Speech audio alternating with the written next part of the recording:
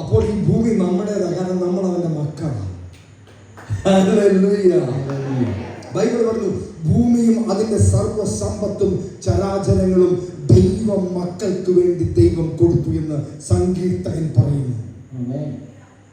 അപ്പൊ നിന്നെ വിളിച്ച് വേർപെടുത്തി മാറ്റി നിർത്തിയെങ്കിൽ നീ നിനക്ക് നഷ്ടപ്പെട്ടതിന്റെ 100 ഇരട്ടിയായിട്ട് ദൈവത്തിന് തരുവാൻ സാധിക്കും. ഹല്ലേലൂയ. വെറും കൈയോടെ ആരെയും പറഞ്ഞു വിടത്തില്ല. ദൈവം നിങ്ങളെ വഴിയാധാരമാക്കത്തില്ല. ദൈവം നിങ്ങളെ അനാഥരാക്കത്തില്ല. ദൈവം നിങ്ങളെ പട്ടിണിക്കിടത്തില്ല. ദൈവം നിങ്ങളെ ബാങ്ക്റപ്റ്റഡ് ആക്കത്തില്ല. അത് ദൈവമല്ല, പിശാച്. അവനെ സൂക്ഷിക്കുക. അവനേക്കാളും വലിയവനാണ് എന്റെയും നിങ്ങളുടെയും ഉള്ളിൽ വസിക്കുന്നവൻ. ഹല്ലേലൂയ. അനുഭവിക്ക്. അതിൽ കൂടുതൽ പ്രിവിലേജ് എന്താ ഉള്ളത് ഈ ലോകത്തിൽ? ഈ സ്വർഗസ്ഥനായ പിതാവ് ഈ ലോകത്തെ സർവ്വയുഗത്തെയും അതായത് ഈ ടൈമിനെ സൃഷ്ടിച്ചവൻ, ഈ ഭൂമിയെ സർവ്വയുഗത്തെയും സൃഷ്ടിച്ചവൻ, സമയത്തെ സൃഷ്ടിച്ചവൻ, കാലത്തെ സൃഷ്ടിച്ചവൻ. അപ്പൊ അവൻ ആരാണ്? ബിയോണ്ട് എനിത്തിങ് അല്ലേ? ഈ സ്ഥലത്തെ സൃഷ്ടിച്ചവൻ. അപ്പൊ ഒരു കാര്യം സൃഷ്ടിക്കണമെങ്കിൽ ആ സൃഷ്ടി കർത്താവ് സൃഷ്ടിയുടെ പുറത്ത് നിൽക്കണം. ആണോ? ആണോ? ആണോ? യെസ്. Praise God. ഞാനൊരു ഈ മൈക്ക് ഞാൻ നിർമ്മിക്കണമെങ്കിൽ ഇതിന്റെ അകത്ത് കയറിയിട്ടാണ് നിർമ്മിക്കാൻ പറ്റുന്നത്. ഇതില്ലല്ലോ. ഇതിന് ഞാൻ ഉണ്ടാക്കിയല്ലേ. അപ്പം ഞാനിവിടെ ഇതിന്റെ പുറത്ത് നിൽക്കണം. അപ്പൊ ലോകത്തിന്റെ പുറത്താണ് ദൈവം, ഭൂമിയുടെ പുറത്താണ് ദൈവം, സൗരയൂഥത്തിന്റെ പുറത്താണ് ദൈവം. ആരുടെ മുമ്പിലും കൈ നീട്ടുന്നത് ദൈവത്തിന് ഇഷ്ടമല്ല. കാരണം നിങ്ങൾ ദൈവത്തിന്റെ മക്കളാണ്. എൻ്റെ മക്കള്, നിങ്ങളുടെ മക്കള് അയൽവാസിയോട് കടം ചോദിക്കും. നിങ്ങൾക്ക് ഇഷ്ടപ്പെടുവോ? നിങ്ങൾക്കത് താല്പര്യമുണ്ടോ? ഉണ്ടോ? ഇല്ല. Price the Lord. അതിനേക്കാളും എത്രയോ വലുതായിട്ട് നിങ്ങളുടെ മക്കളെ സ്നേഹിക്കുന്നതിനേക്കാളും കൂടുതലായിട്ട് പിതാവായ ദൈവം തൻ്റെ മക്കളായ നിങ്ങളെ സ്നേഹിക്കുന്നു. അവന്റെ സ്നേഹം നിങ്ങൾ എല്ലാ ദിവസവും അനുഭവിക്കും.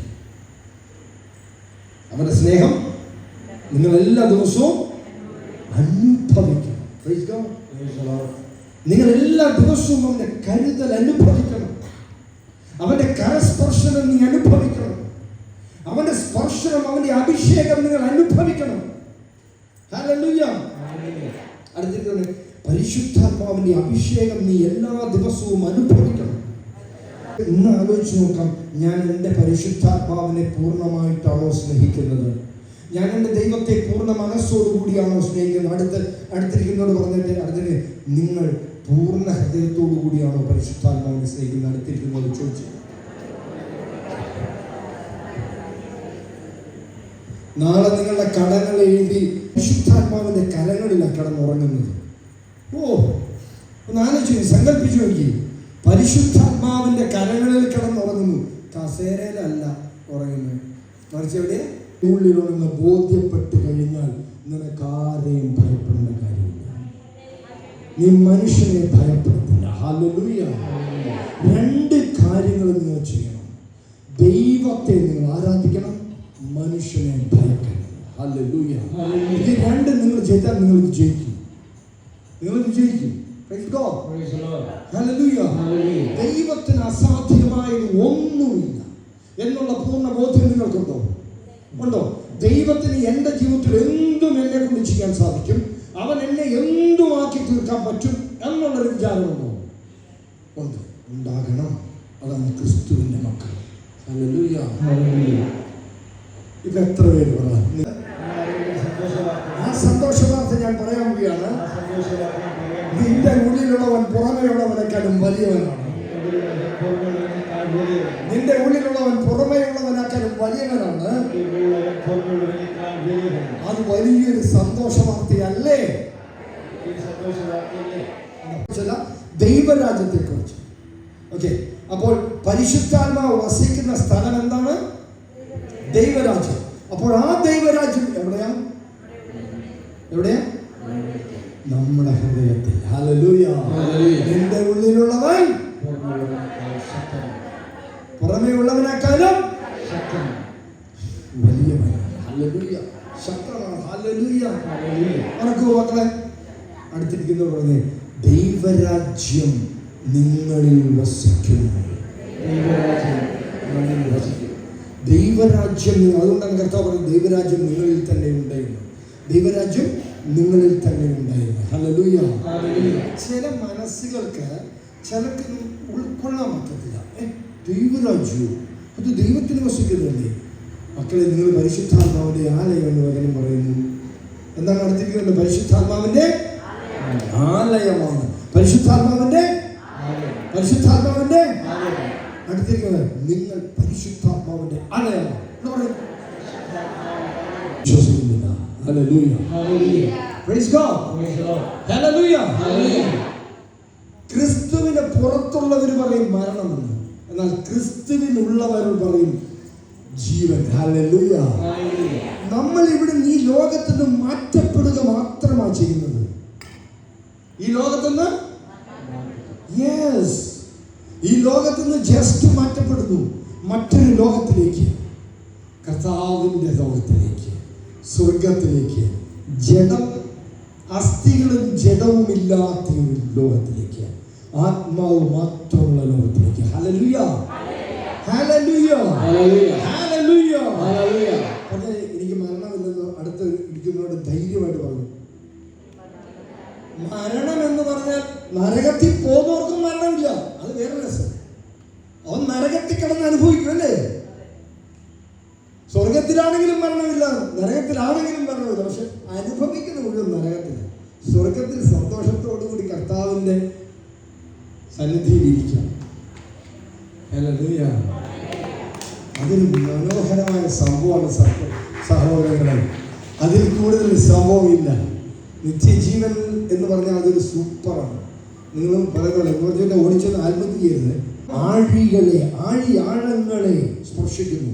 ബൈബിൾ വാക്യം പറയുന്ന ആഴങ്ങളെ, ഹൃദയത്തിലുള്ള ആഴങ്ങൾ, കർത്താവിൻ്റെ ആഴത്തിലേക്ക് നിന്റെ ആഴം കടന്നു പോകണം. നീ കർത്താവിനെ അറിയണം. എങ്കിൽ ആഴങ്ങളുടെ പഠനമാണ്. ആഴങ്ങളിലേക്കുള്ള പഠനം എന്താണ്? ദൈവവചന പ്രകാരമുള്ള പഠനം. ഹല്ലേലൂയ. നമ്മൾ ഈ ലോകത്ത് എന്ത് നേടിയാലും അതെല്ലാം ഇവിടെ ഇട്ടേച്ചു പോകും. ആണോ? നമ്മുടെ ധ്യാനത്തിന് ഇവിടെ, എല്ലാ ധ്യാനത്തിലൂടെ കടന്നു വരുന്ന അമിച്ചുണ്ട്.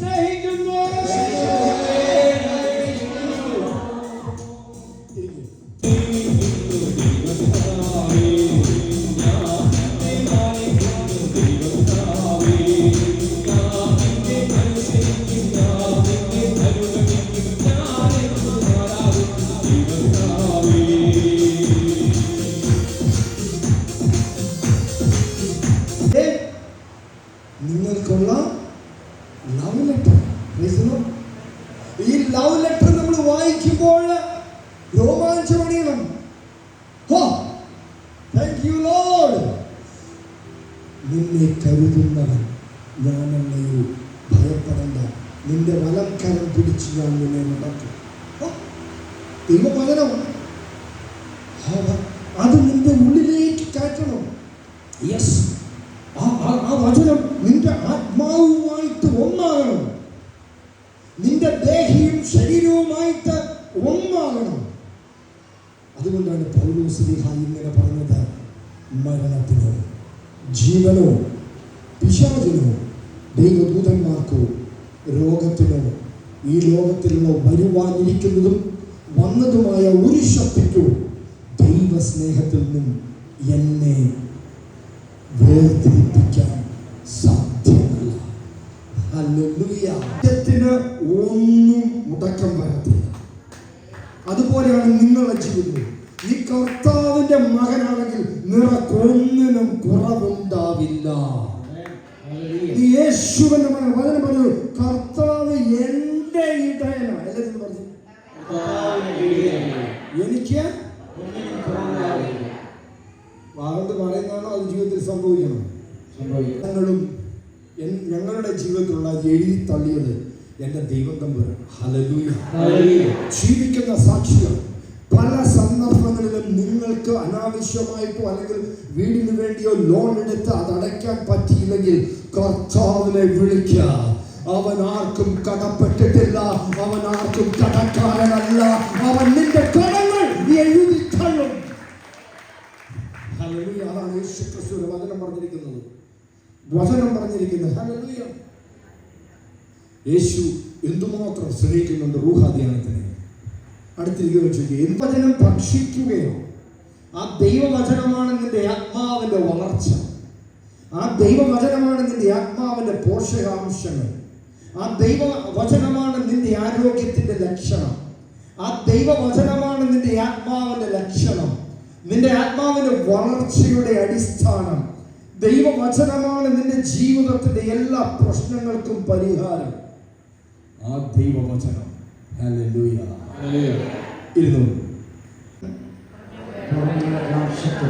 നീ എപ്പോഴെങ്കിലും മരിച്ചാലും മറക്കുമല്ലോ? മരിച്ചാൽ പോലും മറക്കുമോ? ഏത് പാതിരായ്ക്ക് എഴുന്നേൽപ്പിച്ച് ചോദിച്ചാലും നിന്റെ ഉള്ളിലുള്ളത് ആരാ? അവൻ വലിയവനാണോ ചെറിയവനാണോ ചോദിച്ചാൽ എന്ത് പറയും? ഉള്ളിലുള്ളവൻ വലിയവനാണ്. അവന്റെ പേരെന്താണ്? പുറമേയുള്ള ഏത് രോഗത്തെക്കാളും വലിയവൻ എന്റെ ഉള്ളിലുള്ളവൻ. എന്റെ ശരീരത്തിൽ പ്രവേശിച്ചിരിക്കുന്നവനെക്കാളും വലിയവൻ. എന്റെ ശരീരത്തിലുള്ള സകല രോഗത്തിനേക്കാളും വലിയവൻ. ആ രോഗത്തെ ഞാൻ ഭയപ്പെടുന്നില്ല. ആ രോഗത്തെ ഞാൻ വെറുക്കുന്നു. ആ രോഗത്തെ ഞാൻ നിർമൂലനാശം ചെയ്യുന്നു, നിർവീര്യമാക്കുന്നു. എന്റെ രോഗത്തെ ഞാൻ നിർവീര്യമാക്കുന്നു. കാരണം എന്റെ ഉള്ളിലുള്ളവൻ പുറമേ ഉള്ളവനെക്കാളും വലിയവൻ. ക്രിസ്തു പുറമേയുള്ള രോഗത്തെക്കാളും വലിയവൻ. എനിക്ക് ഭയമില്ല. രോഗത്തിന് എനിക്ക് ഭയമില്ല. രോഗമേ, നിന്നെക്കാളും വലിയവനാണ് എന്റെ ഉള്ളിൽ വസിക്കുന്നത്.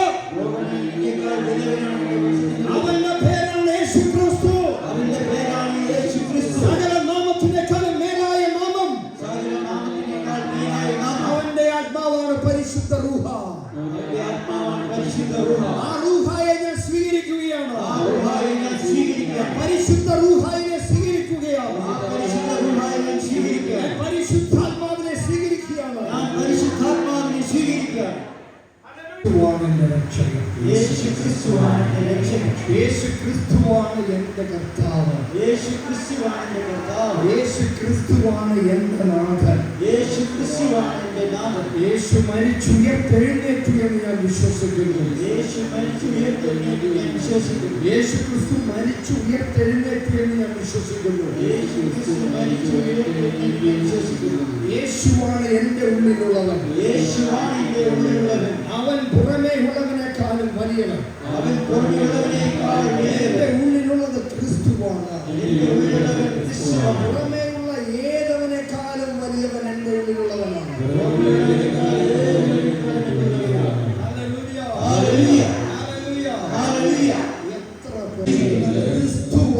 ക്രിസ്തുവാണ് ജീവിക്കുന്നത്. എന്റെ ഉള്ളിലുള്ളവൻ പുറമേ ഉള്ളവനേക്കാളും വലിയവൻ. എന്റെ ഉള്ളിലുള്ളവൻ ലോകത്തിലുള്ളവനേക്കാളും വലിയവൻ.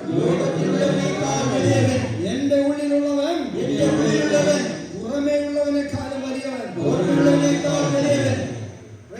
Praise God. എത്ര പേരുണ്ട്? ആരൊക്കെയാണ്? പിതാവ്, പുത്രൻ, ആരാണ് പുത്രൻ? യേശുക്രിസ്തു. അപ്പൊ യേശുക്രിസ്തു ജനിക്കുന്നതിന് മുമ്പ് യേശുവിന്റെ പേരെന്തായിരുന്നു?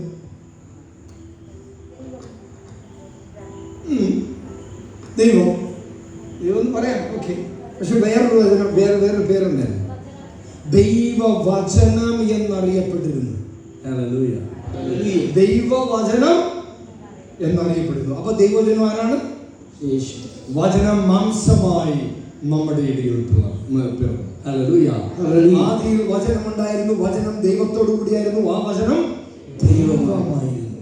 ആ വചനം സംഭവിച്ചു, മാംസമായി കന്യകയുടെ ഉദരത്തിൽ പിറക്കപ്പെട്ടു. Hallelujah, hallelujah. ആദിവരിയായ കന്യക മറിയത്തിനെ ലോകമെമ്പാടും പ്രകീർത്തിക്കുമെന്ന് ദൈവത്തിന്റെ വചനം പറയുന്നു. ഹല്ലേലൂയ. ആത്മാവ് വേർപെടും. നിന്റെ ശരീരത്തിൽ നിന്റെ ആത്മാവ് വേർപെടുമ്പോഴോ അറിയത്തുള്ളൂ നീ എങ്ങോട്ട് പോകണം. നരകത്തിലേക്കാണോ സ്വർഗത്തിലേക്കാണോ? മനസ്സിലായോ? It's A serious. Be serious in your life time. നിന്റെ ജീവിതത്തിൽ നീ സീരിയസ് ആണ്. Praise God. ഹല്ലേലൂയ. നിന്റെ ജീവിതത്തിൽ നിനക്ക് സക്സസ് വേണ്ടാതെ നീ തെണ്ടി തിരിഞ്ഞ് നടക്കണമെന്നാണ് നിന്റെ കർമ്മമാരുടെ ആഗ്രഹം. അല്ല, നിന്റെ ജീവിതത്തിൽ നീ വലിയൊരു സക്സസ് ആയി മാറണമെന്നാണ് മക്കളെ മാതാപിതാക്കളുടെ ആഗ്രഹം. അല്ലേ? ആണോ? യെസ്. അതുകൊണ്ട് പിള്ളേരെല്ലാം വളരെ കൊച്ചുകൂടെ സീരിയസ്. നിനക്ക് നിത്യജീവൻ ലഭിച്ചു. യേശുക്രിസ്തുവിന്റെ സ്നേഹത്താൽ നിനക്ക് രോഗസൗഖ്യം ലഭിച്ചു. യേശുക്രിസ്തുവിന്റെ സ്നേഹത്താൽ നിനക്ക് വിടുതൽ സംഭവിച്ചു.